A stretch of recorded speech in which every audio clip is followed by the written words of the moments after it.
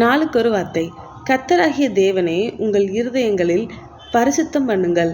உங்களில் இருக்கிற நம்பிக்கையை குறித்து உங்களிடத்தில் விசாரித்து கேட்கிற யாவருக்கும் சாந்தத்தோடும் வணக்கத்தோடும் உத்தரவு சொல்ல எப்பொழுதும் ஆயத்தமாய் இருங்கள். 1 பேதுரு 3:15. இதில் பேதுரு என்ன சொல்கிறாங்கன்னா, உங்களுடைய இருதயங்களை பரிசுத்தம் பண்ணிக்கொள்ளுங்கள்.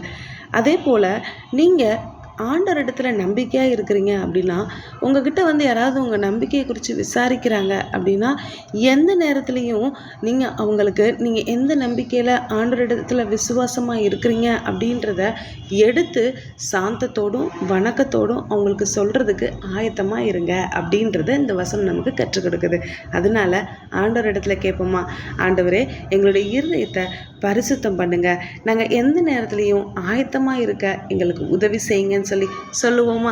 தேவனுக்கே மகிமை உண்டாவதாக.